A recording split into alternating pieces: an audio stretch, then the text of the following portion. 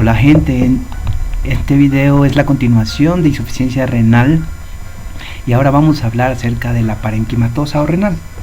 Entonces aquí vamos a tener una visión más amplia con este gráfico. Primeramente, como les dije, que la causa más común es la que afecta al túbulo, entonces va a partir de esto. Cuando hay lesión directa del túbulo hablamos de una tipo isquémica y tóxica. La isquémica obviamente es cuando la prerrenal se continúa, cuando hay una hipovolemia severa que se continúa, que no se ha reparado. Entonces aquí hablamos de una lesión directa del túbulo isquémica. Por otra parte tenemos la de tipo tóxico, en la que puede haber sustancias tanto endógenas como exógenas. Dentro de las endógenas tenemos la hemoglobina en caso de que el paciente presente hemólisis, mioglobina si el paciente presenta rhabdomiólisis y bilirrubinas en caso de que se presente colestasis. Entonces, pensando en la clínica o en el antecedente del paciente, nosotros podemos llegar a acercarnos a un diagnóstico. Por ejemplo, si el paciente ha tenido un traumatismo severo o un síndrome de aplastamiento, entonces pensamos en una rhabdomiólisis. Bueno, también tenemos las de tipo exógenos, que son todo aquello tratamiento o fármaco que se le administra al paciente. Por ejemplo, tenemos los contrastes yodados, los antibióticos, dentro de los cuales los aminoglucósidos son los que más afectan, los anestésicos fluorados también, AINES, y los antineoplásicos, dentro de los cuales tenemos como representante al cisplatino. También puede haber una lesión indirecta del túbulo, por ejemplo, se afectan los componentes no tubulares, por ejemplo, el glomérulo, el sistema vascular o el túbulo intersticio. Bueno, también tenemos, aparte de estas, una obstrucción intratubular, por ejemplo, dada por ácido úrico, por proteínas de Bence-Jones o por fármacos. Bueno, continuemos. Dentro de la fisiopatología en general no es muy difícil, porque lo que va a pasar es que la isquemia va a producir una menor presión capilar glomerular, lo que va a predisponer un flujo tubular lento. Además, la necrosis celular tóxica o isquémica produce desprendimiento de células tubulares de la membrana basal tubular que caen hacia el interior de la luz. Entonces estos detritus obstruyen la luz, aumentando de esta manera la presión intraluminal de modo retrógrado hacia la cápsula de Bowman. Entonces aumenta la presión en la cápsula y se frena el filtrado glomerular. En sí, esto es la fisiopatología que hay que conocer. Entonces, al igual que en la prerrenal, vamos a tener un aumento de los azoados. También va a haber una retención, pero no va a haber tanto. Entonces aquí vamos a ver que el sodio urinario va a estar mayor de 20 miliequivalentes, mientras que la osmolaridad va a disminuir, ya que se encuentra menor unos libros dicen menor de 500, otros menor a 300. Entonces luego les pondré un cuadro para hacer una diferencia. Pero en sí esta es la fisiopatología. Entonces puede ser tanto porque hay obstrucción, por la lesión isquémica, por la constricción de la arteriola aferente. O sea, todo esto se va a confluir para dar una disminución de la tasa de filtrado glomerular. Ya, todo esto va a tener una clínica diferente dependiendo de la fase. Entonces vamos a diferenciarla en tres fases. Primera, la de instauración, que se va a dar en 1 a 3 días, en la que la patología de base está haciendo efecto y dañando. En la otra de mantenimiento, que puede ir de 1 a 3 semanas, tiene unos rasgos característicos. Por ejemplo, que es la fase más grave, implica un riesgo vital para el paciente. Entonces aquí tenemos, como les dije, la de tipo tóxica y isquémica. Como dijimos, puede cruzar con oliguria o no, mientras que la prerrenal siempre cruza con oliguria, pero esta dependiendo del origen. Por ejemplo, si es tóxica, va a tener una diuresis conservada, mientras que si es isquémica, va a cruzar con oliguria. Esta oliguria puede aumentar el volumen del paciente y puede llegar a dar un edema agudo de pulmón, que puede ser mortal. Como va a disminuir el filtrado glomerular, va a haber una retención de los productos nitrogenados y va a presentar el paciente unos signos de uremia. También va a haber una alteración en el medio interno, ya que se va a dar una acidosis metabólica, hiperpotasemia, hiperuricemia e hipermagnesemia. Por último, tenemos una fase de resolución, que también es llamada poliuria ineficaz. Entonces aquí hay un aumento de la diuresis, pero la orina todavía no es capaz de eliminar productos nitrogenados ni sustancias tóxicas, y el túbulo no maneja bien el agua, sodio ni restos de iones. Esta poliuria ineficaz se puede dar por 3 mecanismos diferentes. Primero es que va a haber una pérdida de la sensibilidad de la ADH, debido a que las acuaporinas, cuando hay una baja de la perfusión, estas se van a internalizar. La otra causa puede ser un acúmulo de urea y otros osmoles. Entonces, al haber este acúmulo, cuando se eliminan va a haber una diuresis osmótica.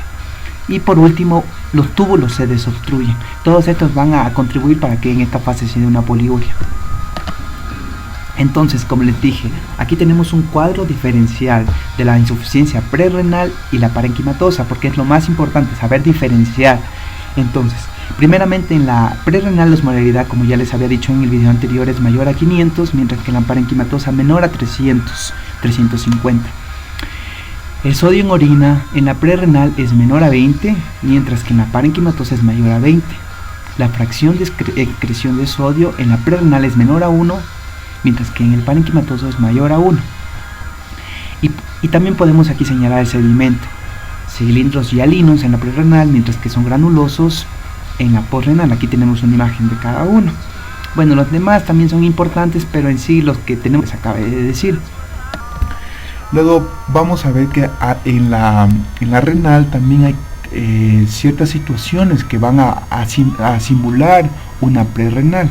Por ejemplo, tenemos la glomerulonefritis de tipo endocapilar postinfecciosa, las nefropatías pigmentarias, la necrosis tubular aguda secundaria al uso de contrastes yodados, la hipertensión vasculorenal, el rechazo agudo del trasplante renal, la esclerodemia y por último una nefropatía intersticial inmunoalérgica secundaria al uso de rifampicina. Todas estas van a simular una insuficiencia renal de tipo prerrenal, pero en realidad es la renal. Bueno, otra cosa también que es importante cuando viene un paciente es saber si es aguda o crónica, porque esto va a salvar la vida del paciente. Entonces, en la aguda tenemos ahí las diferentes clínicas o las diferentes situaciones que nos hace pensar en una aguda, mientras que en la crónica es diferente. Bueno, esto después hablaremos en el video de insuficiencia renal crónica. Aquí les presento un caso donde es un varón que presenta necrosis tubular aguda, lesiones traumáticas severas y oliguria. En plasma lo que encontramos es urea y creatinina elevada, el potasio se encuentra también elevado. En la orina tenemos un sodio mayor a 20 y una osmolaridad menor a 500. Entonces, aquí en el sedimento encontramos cilindros granulosos. Entonces, aquí, ¿qué pensaríamos? Obviamente en una insuficiencia renal de tipo renal. ¿Por qué? Porque el sodio y la osmolaridad nos ayuda. Como tanto la prerrenal como la renal cruza con azoemia, esto no nos ayuda tanto, pero lo que nos ayuda es el sodio y la osmolaridad. Y encima tenemos estos cilindros granulosos que les dije que son propios y característicos de la renal. Bueno, aquí tenemos lo que se debe hacer en casos de insuficiencia renal de tipo renal. Primero vamos a intentar transformar este fracaso en poliúrico durante 72 horas con una furosemida 80 y 120 miligramos. Si no se da esto, vamos a hacer una restricción hídrica. Vamos a corregir los trastornos hidroelectrolíticos como la acidosis, hiperpotasemia y hiponatremia. Un tratamiento precoz de infecciones y una depuración extrarrenal si no se consigue un control metabólico adecuado. También se puede hacer en la insuficiencia renal aguda una diálisis, pero hay indicaciones. Por ejemplo, si el paciente presenta disnea secundaria sobrecarga de volumen que es refractaria de diuréticos.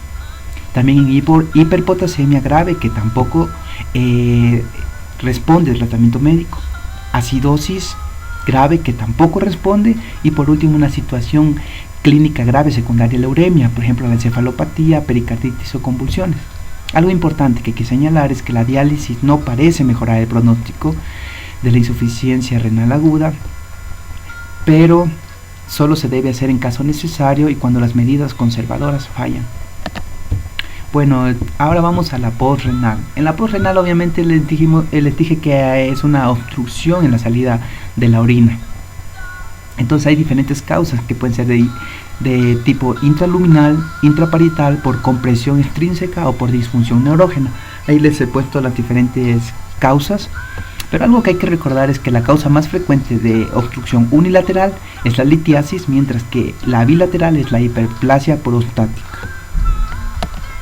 Un caso clínico: varón de 60 años con hipertrofia prostática y retención urinaria crónica. Entonces otra vez aumentan los azoados en la orina, el sodio está mayor a 20, la osmolaridad está rondando los 300 y el sedimento es normal o hematíes, leucocitos y cristales. Entonces, ojo, ¿cómo detectamos una posrenal? La posrenal se la puede detectar por ecografía. Entonces hacemos una ecografía para descartar de tipo posrenal, porque el sedimento y el hemo o el valor de plasma no nos va a ayudar bastante, no nos va a ayudar mucho, digamos. Lo que tenemos que hacer es un eco renal para ver si hay obstrucción, que eso ya se hablará después. Entonces aquí tenemos un cuadro muy interesante en el que qué medidas tenemos que tomar cuando vemos que un paciente viene con esta clínica. Entonces viene con una insuficiencia renal no conocida, entonces aumenta urea creatinina, hacemos un eco como les decía. Entonces el eco nos ayuda a diferenciar si es crónica o aguda, porque la crónica, los riñones son pequeños, normalmente se los debería ver así. Y aquí entonces no tenemos que hacer un tratamiento tan precoz y tan rápido como se debería hacer en la aguda. En la aguda los riñones son normales, además con la ecografía sabemos si hay de tipo posrenal, como les dije, a ver si hay obstrucción. Entonces ahí sí, en caso de que exista una posrenal, se debe hacer sondaje vesical o nefrostomía percutánea. Bueno, dentro de la aguda, entonces vamos a ir primero al sodio. El sodio primero, si es menor a 20, entonces ¿qué pensamos? Como les dije, prerrenal. Entonces pues vemos el volumen. Si el volumen está disminuido, entonces el paciente tiene una deshidratación y hay que hidratarlo. Pero si el volumen está aumentado, que esto quiere decir que está edematoso, tiene un tercer espacio, hay que incentivar la diuresis con furosemida. En el otro caso de que esta insuficiencia curse con un sodio urinario mayor a 20, pensemos rápidamente en una necrosis tubular aguda, porque representa casi el 90%. Entonces la causa, vamos a ver, tóxico o isquémico. Tóxico, ¿cómo? Con una buena anamnesis, preguntando si el paciente ha tomado fármacos que puedan causar esto. Y obviamente la medida a tomar es retirar el tóxico. En caso de que sea isquémico, debido a una hipovolemia que ha perdurado, entonces hay que hacerle un manejo sintomático. O también podemos recurrir al manejo que se puede dar en la prerrenal de tipo con volumen disminuido. Todo esto. Bueno, esto ha sido todo en insuficiencia renal aguda. Espero que les haya servido. Gracias por ver el video.